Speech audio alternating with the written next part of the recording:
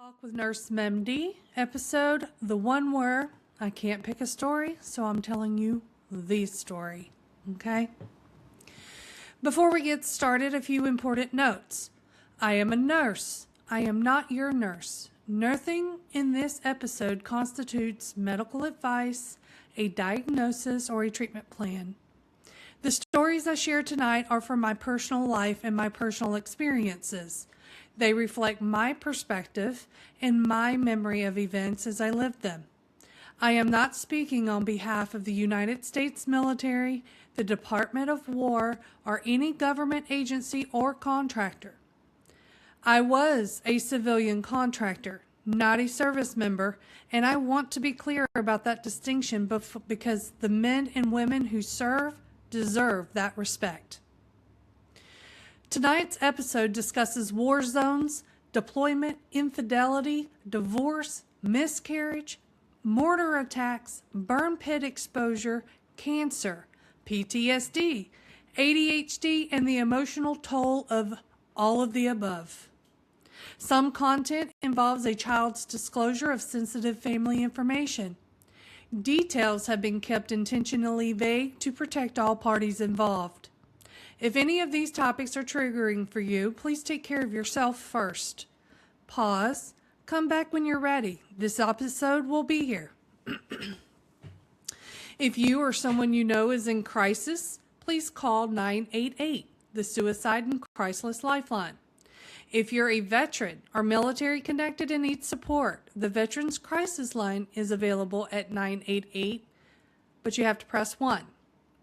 For all emergencies, call 911. One more thing. I will briefly touch on current events related to military deployments supporting our troops and the importance of understanding our constitutional rights. These are my personal views based on my personal experiences. They don't represent any political party, organization, or agenda. I am a nurse who lived in a war zone. That's the lens I'm speaking from.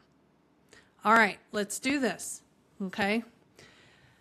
Hey, and welcome back to Battle Tested Nursing. I'm Nurse Mindy, and tonight I'm broadcasting from Texas.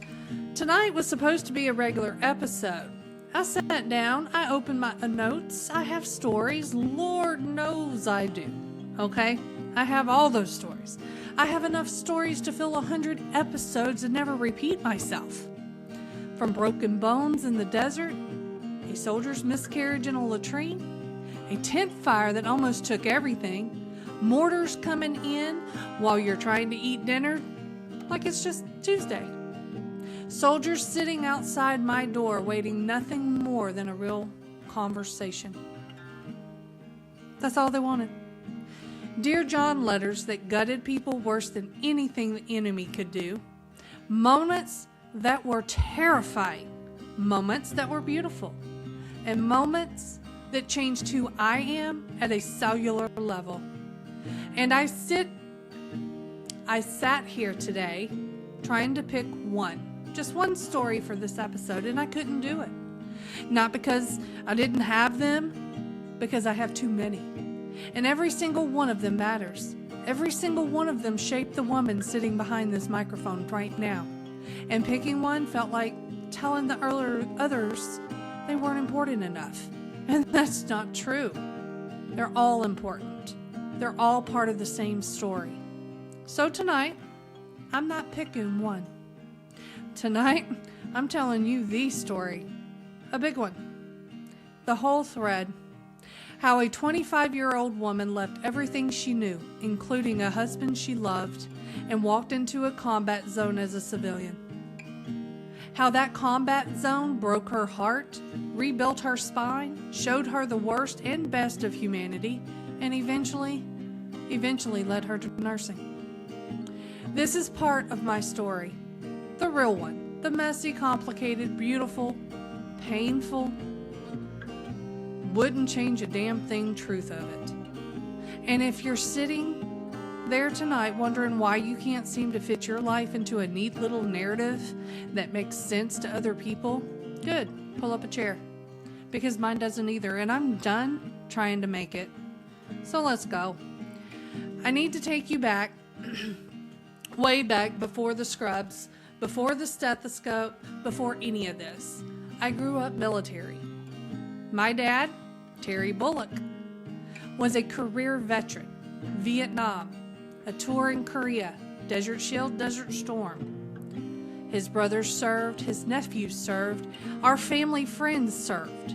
Military life wasn't something I observed from a distance. It was the water I swam in. It was holiday dinners and PCS moves, and that quiet understanding that service means sacrifice, and you don't complain about it.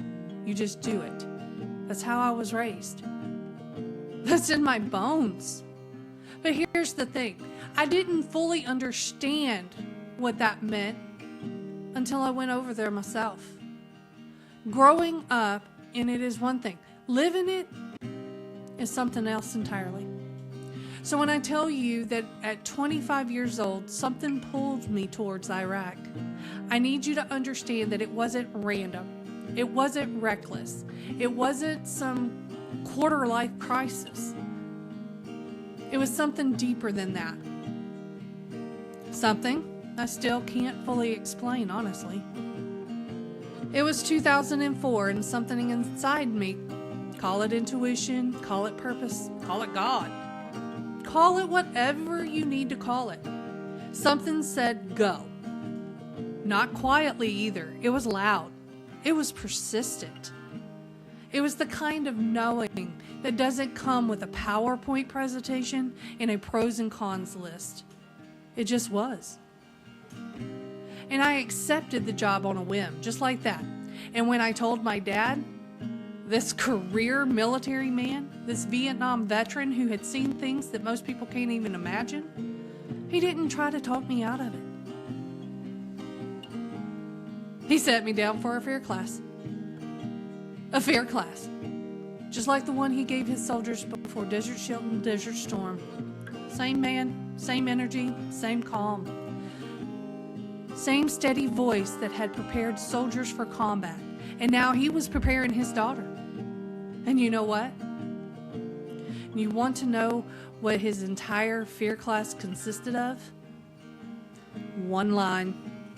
One single line that he always told people to remember. He looked at me and he said, no matter where you are in the world, no matter what you're doing, if God wants you, He's gonna take you. End of fear class. Just food for thought, he said. And at the time, I kind of laughed like, that's it? Dad? That's your big speech? But you know what? He was right. He was absolutely right. And I have carried that line with me through every mortar alarm, every close call, every moment of uncertainty for the last 2 decades. Because it's the truth. It's the simplest, most unshakable truth there is. You can't outrun it. You can't plan around it. You just live fully, without fear. Without fear holding the steering wheel. Because fear doesn't keep you alive. It keeps you from living. And I see it. I'm still reminded of it every time one of my friends from that time dies. And to be honest, we are dropping like flies. People I worked with, people I laughed with, people I survived with, gone. And every single time I get that call or see that post, my dad's voice is right there. If God wants you, He's gonna take you. I myself have suffered cancer due to the burn pits in Iraq. And that's a whole conversation, a whole episode. But how civilian contractors are not recognized by the military for treatment purposes. We breathed the same air. We stood next to the same burn pits. We got the same cancers. But we don't get the same care. That's another story for another day, though. But I need you to know it exists because it's real and it matters. But back in 2004, there I was, 25 years old, married, scared, excited, and holding on to my dad's one-line fear class like a lifeline. And the thing is, I was married. I'd been married since I was 19. 19, a baby. I was a baby who thought she knew what love was because she'd watched her parents be devoted to each other her whole life and thought, that's what I'm going to do. I'm going to find my person and be ride or die, just like mom and dad. And I tried. I really tried. We had our problems like any marriage, but I was devoted, capital D devoted too. The kind of devoted where you don't even consider another option because this is it. This is your person. This is your plan. My husband at the time, he never asked me not to go. His best friend was going too, and instead of being sad that his wife was about to leave for a combat zone, a war zone, you know what he said to me? He didn't say, I'll miss you. He didn't say, be safe. He looked at me and basically told me not to get over there and do something I'd regret. In a few different words, if you know what I mean. But that should have told me everything I needed to know right there. But I was 25, and I was devoted, and I believed in us. So I left. I left him. I left home. And I walked into a war zone. And it changed everything. Not just what I thought it would change. Everything. Going to Iraq gave me a brand new respect for our military. A respect that goes beyond thank you for your service. A respect that comes from seeing it.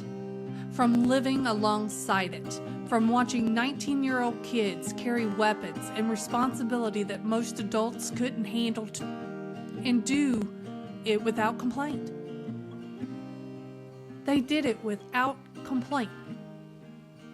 Because they had the understanding. You know? From understanding for the first time in my life what my dad actually did. I never knew before that what his career actually cost him. What it cost my mom. Because here's what I never fully understood until I was over there. My mom, she went through hell during my dad's deployments. The waiting, the not knowing, watching the news that reports all of the bad stuff and none of the good things that we were doing over there. The worry, the fear, the trying to hold a family together while the person you love most is on the other side of the planet in harm's way. I grew up watching that, but I didn't understand it until I was the one deployed and I could see both sides. The side that's over there working the mission, and the side back home that's slowly losing their mind watching CNN or Fox. And my dad's honor, his devotion to his country and to our family. The fact that he did both, served a full military career through Vietnam, a tour in Korea, Desert Shield, Desert Storm, and still came home and was a father, still came home and was a husband, still came home and sat his daughter down for a fear class before she flew into a combat zone, because that's who he was. A man who never met a stranger, a people person to his core. And I know that because I couldn't even go 8,000 miles away from home and not run into someone who knew him. Like, I get to Afghanistan, right? I'm in country. I haven't been boots on ground for 1 week. 1 week. And somebody walks up to me and says, I know who your daddy is. And I look at this man and I say, oh yeah, who's my daddy?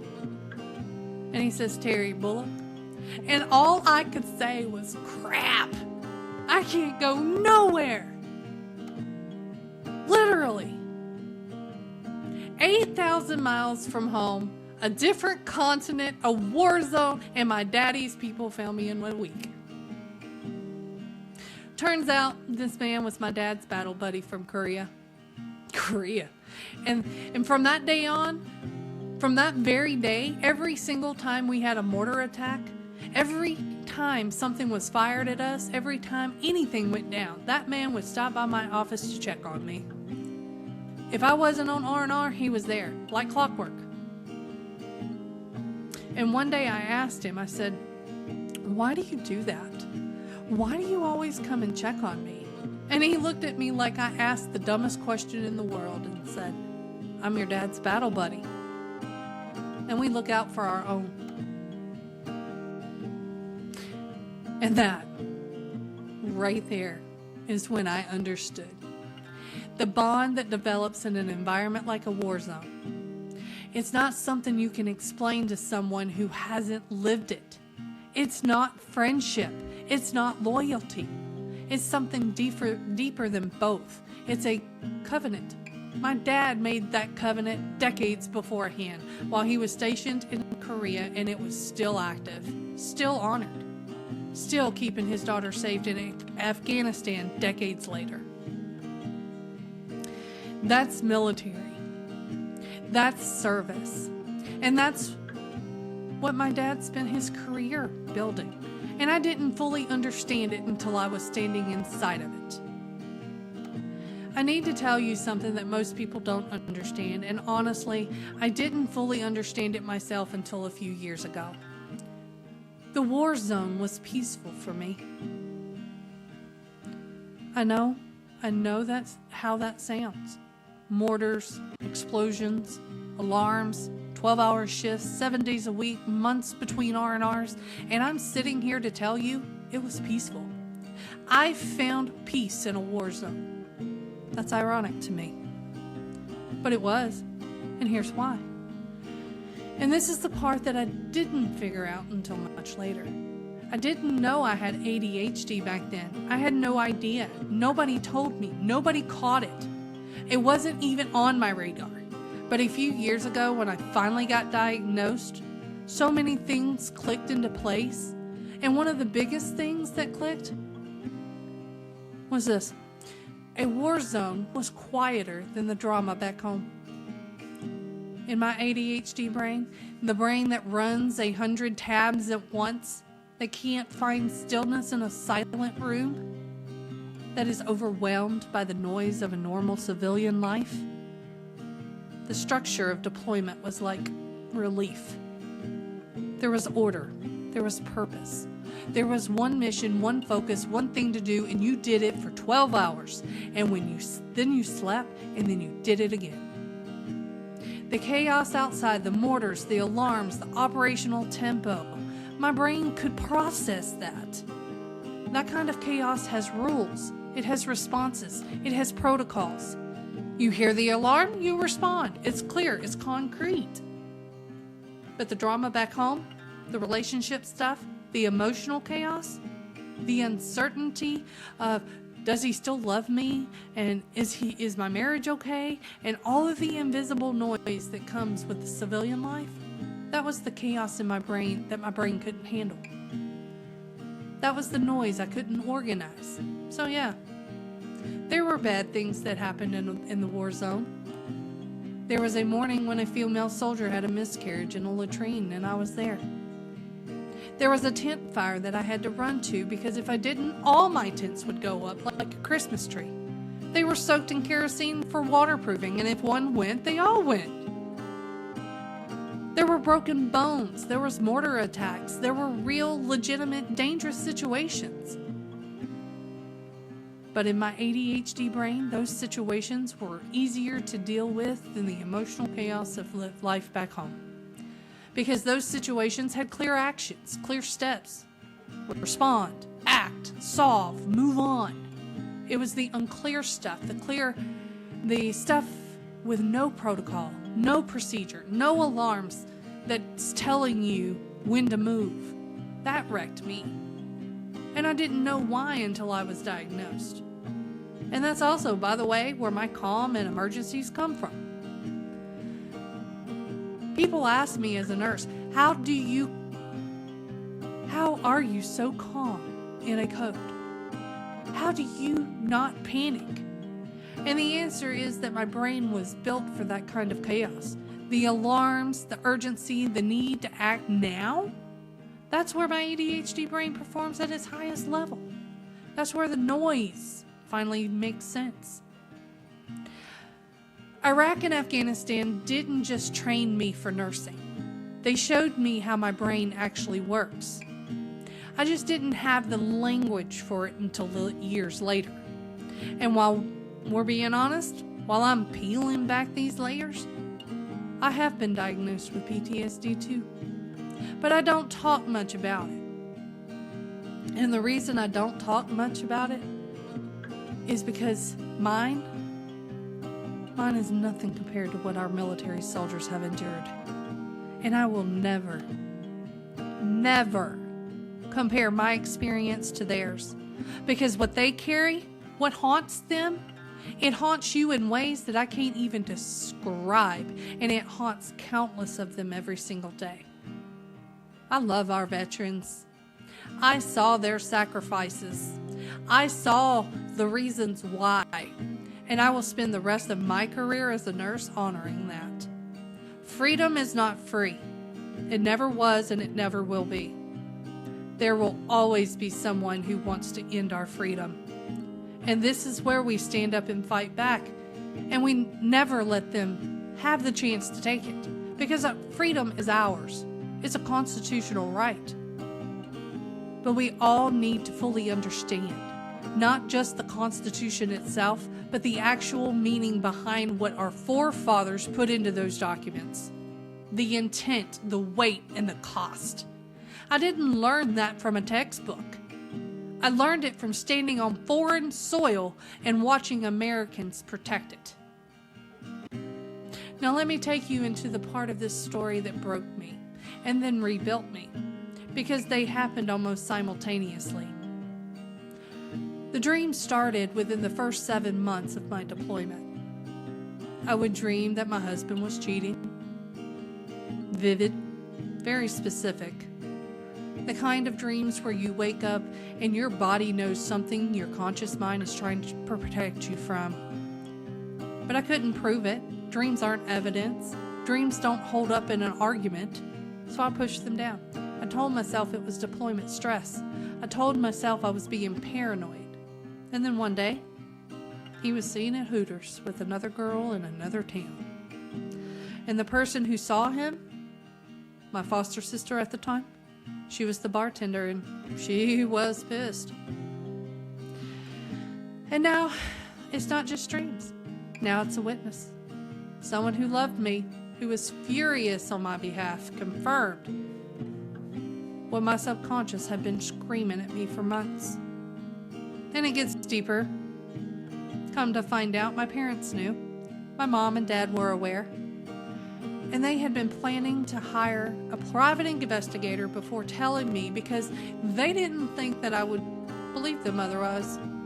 That's how devoted I was to this man. My own parents thought that they needed evidence before I'd accept the truth. That tells you something about how deep in I was. But the moment everything finally shattered, the moment I couldn't unsee it, happened in Germany. I was on my way back from R&R. I had a stopover in Germany before heading to Amsterdam.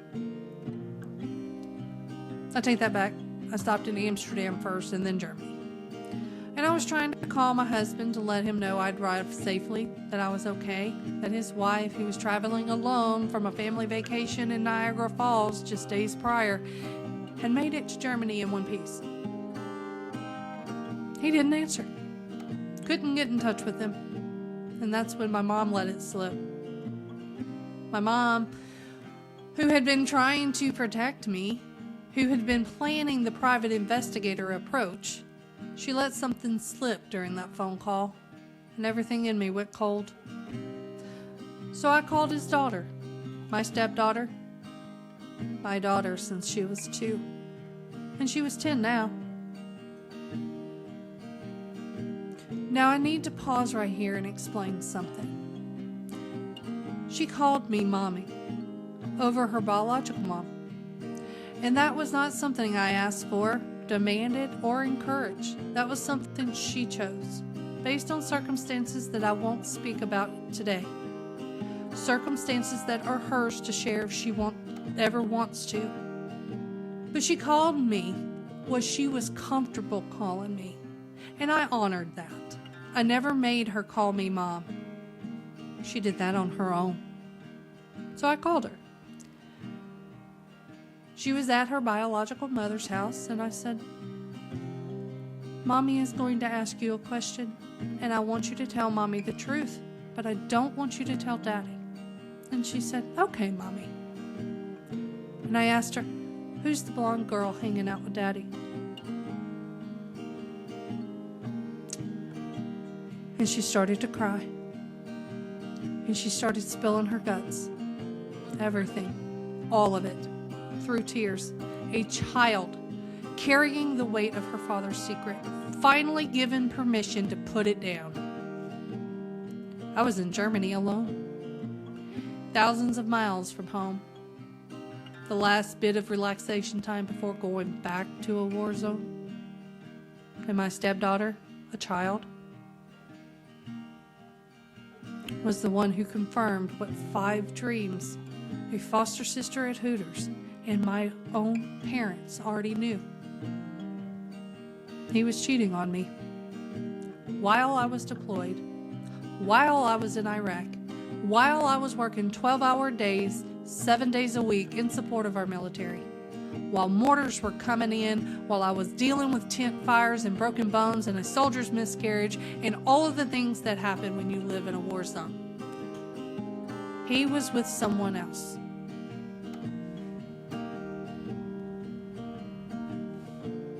I went to Germany alone after that, a destination my husband had refused to visit with me. And Amsterdam is one of those places that doesn't let you hide from yourself. And I had lived in Germany before. But something about being alone in a foreign city strips the armor off. And I had no armor left. I need to stop right here for a second because I need you to understand what that does to a person. Not just the infidelity, although that alone is devastating, but the context. I was deployed. I was thousands of miles from home. I was in a place where my mental state wasn't just about my feelings. It was about my safety. When you're in a combat zone, your head needs to be in the game. Your focus, your awareness, your ability to respond to threats. That's not optional. That's survival. And now, in the middle of all that, I'm processing the fact that the person I trusted most in the world, the person I left behind, believing they had my back, did it. Is that what my mind needed to be on during that time? While deployed, heading back to Iraq? No, it's not. And that's not just my opinion. That's a fact that the military community has known for decades. And this is where I need to say something that I feel strongly about. And I'm going to say it carefully because I know it touches on things that people have strong opinions about. We are in a world right now with everything happening with Iran and ongoing deployments with the current state of global conflict where this is still happening to our troops. Right now, today, service members are deployed in harm's way, and they are getting Dear John letters, finding out about affairs through social media. They're getting divorce papers served to a military address in a combat zone. They're hearing that their spouse emptied the bank account or moved someone into their house or is gone when they get home. And every single time that happens, it doesn't just break a heart. It compromises a mission. It puts lives at risk because a soldier, a Marine, a sailor, an airman whose mind is back home dealing with betrayal is a service member who is not fully present in the environment where he is being fully present is the difference between life and death. I saw it. I was there. I watched it happen to people I cared about. I watched soldiers come to my area of operations to find me, not because they needed anything official, but because they needed a conversation, a real conversation with someone who wasn't in their unit. with someone who would just listen. And that, by the way, was nursing before I even knew I was nursing. Those soldiers would come find me, invite me to come sit outside just so they could talk. Not inappropriate in any way, just conversation. Real human connection with someone willing to be present with them. When I'd head back from R&Rs, people would tell me so-and-so stopped by while you were gone looking for you. Because I had become the person they could talk to. And an endless stream of therapeutic communication before I even knew what therapeutic communication was. But the Dear John stuff, the infidelity during deployment, it is unnecessary. It is cruel. And we should be supporting our troops, especially while they are deployed, with everything we have, including basic loyalty, including basic human decency. The evils in this world are real, and most people will never have to experience them. Most people will never hear a mortar alarm and have to decide in 3 seconds whether to run or flatten. Most people never know what it's like to be half a world away from everyone you love and completely unable to protect them or yourself from the ordinary cruelties of life back home. I experienced it. Our troops experienced it. And it needs to be talked about. I filed for divorce in 2005. I was 26 years old, in a combat zone alone, and something shifted in me that year, something fundamental. The girl who got married at 19 because she believed in forever, she didn't die, but she evolved. She grew a spine made of something harder than anything the desert could produce. Here's the part of the story that surprises people, because they hear war zone and they picture nothing but suffering. And yes, there was suffering. There was loss.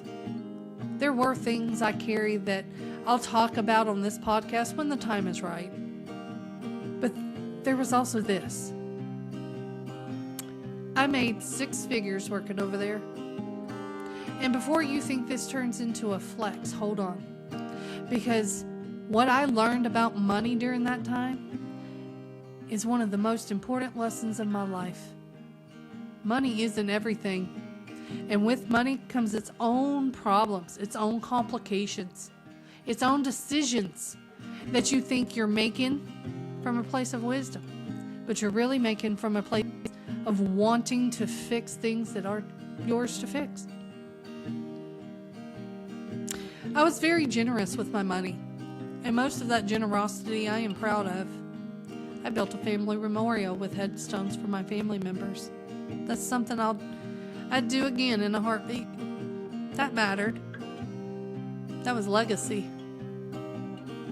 But there was another decision, helping my mom and dad with a very close personal matter, that I thought was the right thing to do at the time. I thought it was my responsibility.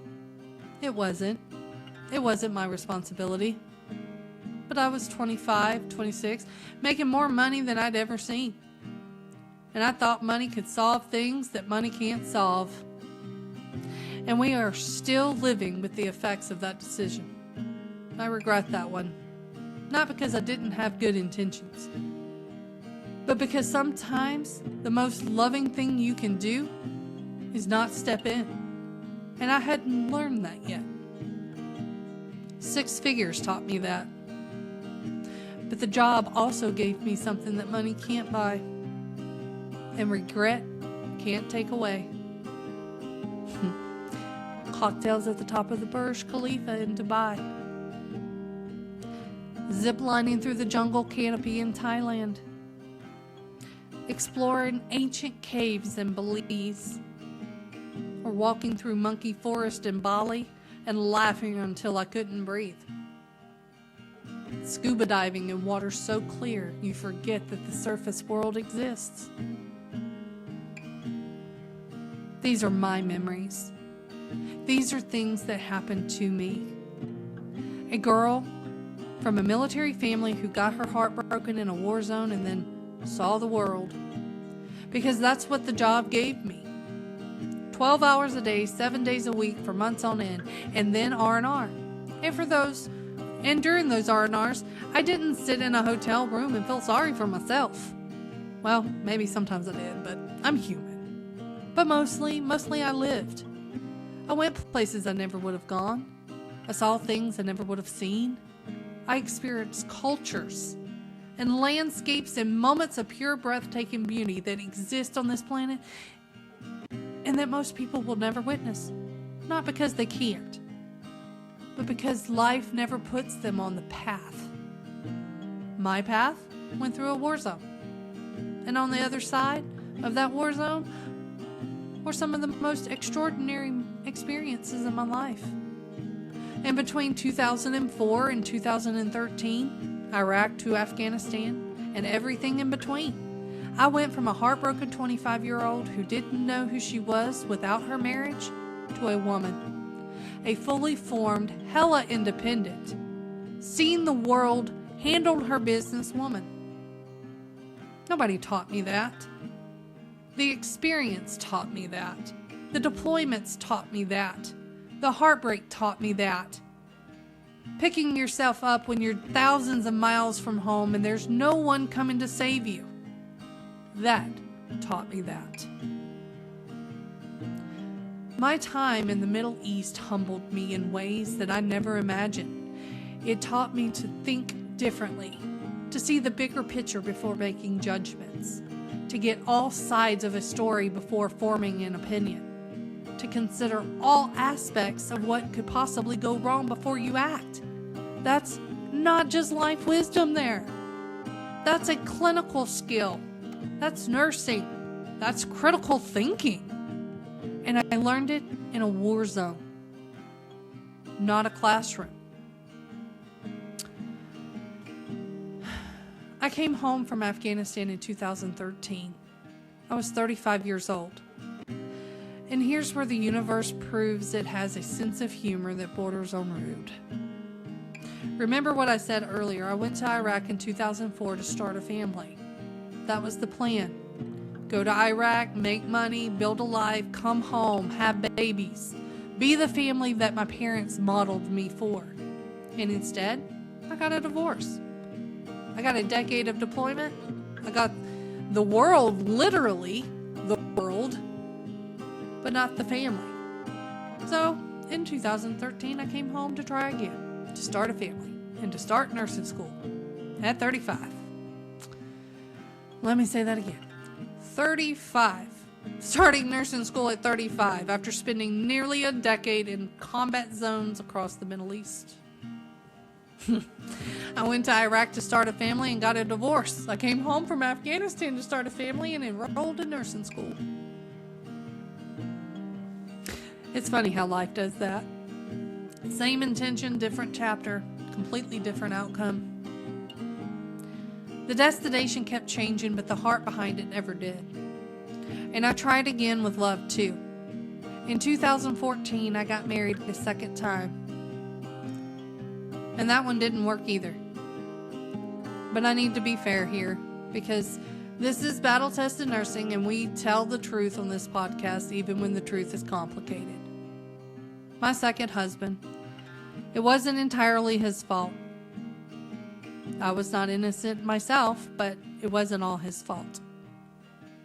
He didn't have the same example of love and marriage in his life that I had. His dad had died before he could be taught, or before he wanted to learn what it meant to be a husband. He just didn't know how. And I was trying to teach someone something that you can't really teach. You either saw it modeled or you didn't, and he didn't. I tried to give him a family, and my body failed me. And I knew, in that deep down knowing, that I've learned to trust that I couldn't give him the family he deserved. So in 2022, I filed for divorce. I walked away so that he could have the opportunity to have the family he wanted. I gifted him a divorce. That's how I see it. Not as a failure, as a gift. A door opened so he could walk through it and find what he was looking for. And I ended up being the villain in that story. And you know what? That's okay. But here's what happened. He found his family. He has a beautiful family now. And I wish him all the happiness in the world, genuinely. No bitterness, no resentment. Just, I hope he learned something. I hope he's a better husband to his wife now than he was to me. And I hope she gets the best of him. 2 marriages, 2 divorces, a war zone, cancer, a decade overseas, nursing school at 35. At some point, most people would look at that resume and think, she must be so broken. But there's so much more. So much more I could tell. Just not enough time today. So I'd look right back at them, when they say she must be so broken. And I say, no, baby. I'm the most whole I've ever been. Because every single one of those things sanded off something that didn't belong and revealed something that did. And then, shortly after I separated from my second husband, I met my now husband at Walmart. I am not even kidding. You really can find anything at Walmart, including a husband. And that's exactly what I did, unintentionally. But let me ask you, which love story is fully intentional? The best ones are the ones you didn't see coming. And this man, I love him more than the other 2 combined. And I don't say that to be cruel. I say that because it's true. Because I finally know what it feels like to be with someone who matches the woman that I become. Not the girl at 19, not the woman trying to teach someone how to love at 35. The woman. The full, complicated, battle-tested, seen the world, survived the desert, went to nursing school at 35. 3 times the charm woman. The 3rd time was the charm. And I found him at Walmart. God really does have a sense of humor. And we are building a family and a life together that I am fiercely protective of. And my dedication, all of it, every ounce, is to him and to the life we were building. And that's not a sacrifice. That's a choice. A choice made by a woman who finally knows what she wants because she spent a decade and then some trying to figure out who she was. And nursing made sense in a way that nothing else ever had. Because everything I had experienced overseas had been preparing me for it without my knowledge. The calm under the pressure, the emergency, that's emergency nursing. The ability to assess a situation quickly and act, that's triage. The comfort with chaos, that's every understaffed shift in every hospital in America. The empathy that comes from watching people suffer and choosing to stay present with them anyway. That's bedside nursing. The therapeutic communication I didn't even know I was practicing with soldiers who just needed someone to talk to. That's psychiatric nursing. That's holistic care. That's meeting people where they are. That tent fire I ran to because if I didn't, every tent within my area was going to go up like a Christmas tree. That's emergency response. That's the nurse who doesn't freeze. That's the nurse who moves. That soldier's miscarriage in the latrine, a moment of profound vulnerability and fear and loss in the most austere conditions imaginable, and me being present for it. Not because I had training, but because I had humanity. That's nursing. That was always nursing. I just didn't have the title yet. Iraq and Afghanistan didn't just give me stories. They gave me a skill set. They gave me a nervous system that had been trained through years of real-world, high-stakes experience to function when things fall apart. And in nursing, things fall apart every single day. And you still have to show up. You still have to be the calm in someone else's storm. I knew how to do that. The desert taught me. My ADHD brain, the one I didn't know I had, was actually wired for it. And my dad's one-line fear class kept me grounded through all of it. If God wants you, He's gonna take you. So in the meantime, you show up. You serve. You do the work. That's what I do now. Every shift, every patient, every time someone's world is falling apart and they need one person in the room who isn't falling apart with them, that person is me.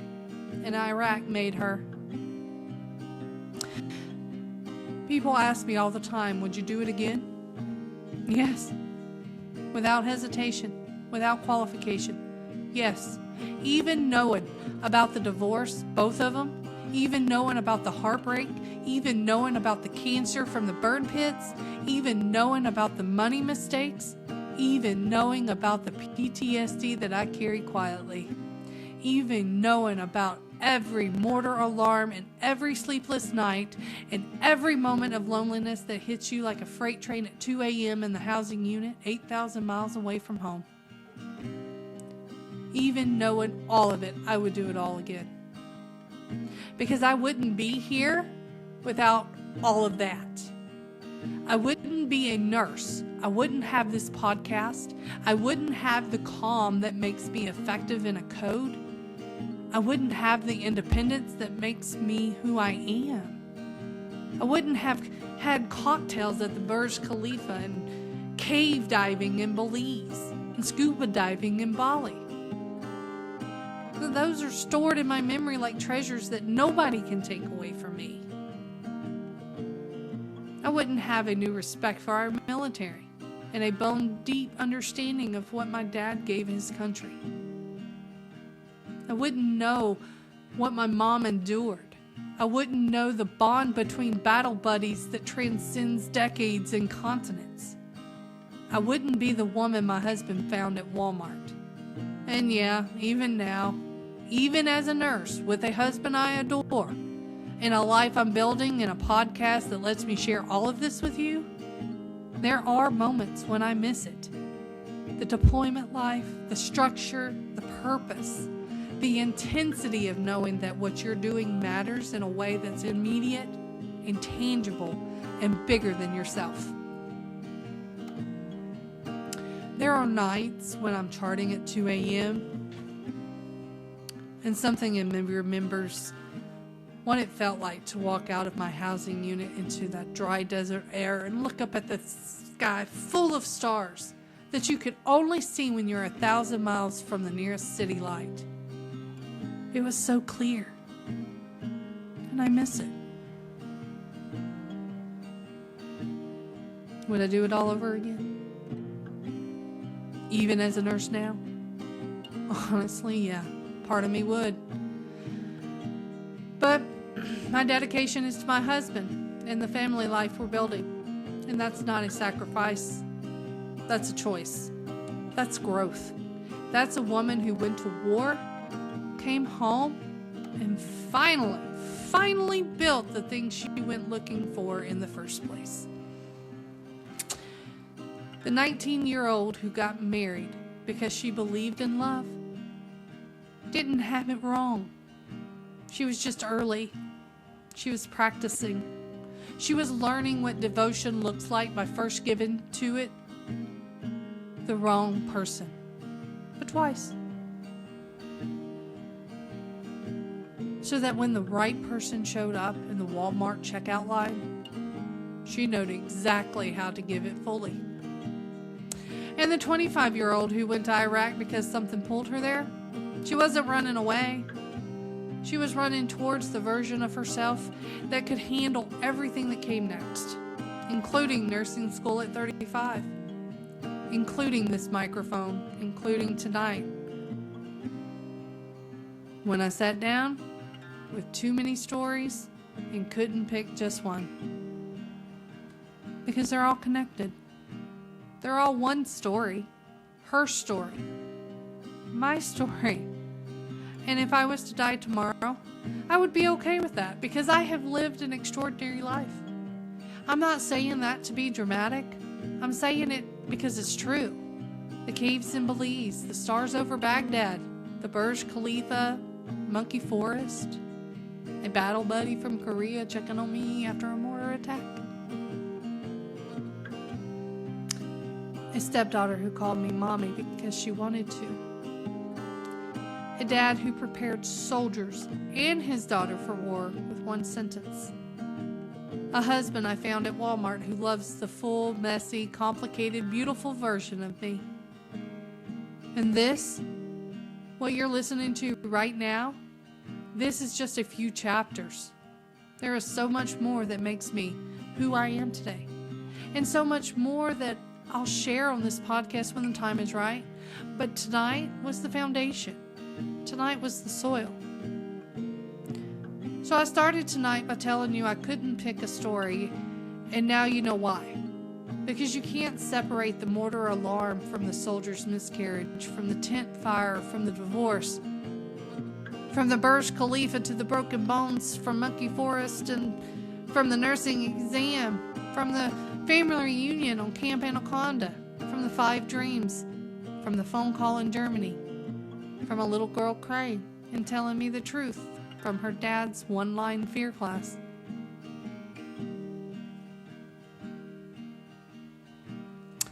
From the burn pits, from the cancer, from the second marriage, from the second divorce, from the Walmart checkout line, from this microphone. It's one story, it's one life. It's one thread that starts with a military kid who grew up watching her dad serve and her mother endure.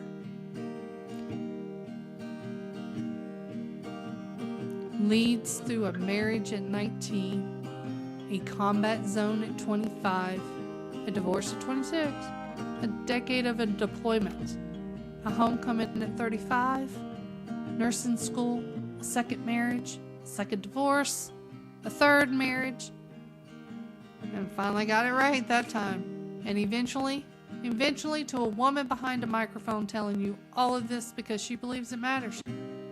And it does matter. Not because my story is special, although it is, because every story is, but because somewhere out there tonight, someone is listening who is in their version of this. Maybe you're deployed right now. Maybe you just got that letter. Maybe you're the spouse at home watching the news and losing your mind with worry. Maybe you're sitting in a nursing school parking lot at 35 or 40 or 50 wondering if it's too late. Maybe you're going through a divorce, your first or your second, and you can't see the other side. Maybe you just got a diagnosis you weren't expecting. Maybe you're grieving a friend who didn't make it home, or one who made it home but not really. Maybe you're in a season of your life that feels like a war zone, even though you've never left your zip code. And I want you to hear me. You are being prepared for something. The pain has a purpose. The chaos is building a calm inside you that you don't even know you have yet. And someday, maybe not today, maybe not this year, but someday, you're going to look back at this season and say, that's why. That's what this was for. I went to Iraq to start a family and got a divorce. I came home to start a family and became a nurse. I got married twice and failed twice before I found my person in a Walmart. And all of it, every single broken, beautiful, messy chapter, led here. So no, I couldn't pick one story tonight because my life isn't a collection of episodes. It's a series, and you're listening to it. And remember what my daddy said? No matter where you are in the world, no matter what you're doing, if God wants you, He's gonna take you. So in the meantime, live. Live fully. Live without fear holding the steering wheel. Love the people in front of you. Serve something bigger than yourself. And when you fall, because you will fall, get back up and start over as many times as it takes. I've started over more times than I can count, and I'm still here. Still standing, still nursing, still fighting, still telling the story. Battle tested. That's not just a podcast name. That's a life. This has been Battle Tested Nursing. I'm Nurse Mindy. Tonight I couldn't pick a story, so I gave you the story. And honestly, I think this one I was supposed to start with first. Thursday at 8 p.m. we'll be back to the historical deep dives, and Tuesdays at 8 p.m. for the guest interviews. All of it. But tonight was about the foundation. Tonight was about showing you the soil that everything else grows out of. And I really hope, that something I said tonight planted a seed in somebody who needed it. So until next time, protect your peace, trust the pull, honor the ones who served before you, and never ever apologize for being too much. The world needs every ounce of you. Love you. Have a great night.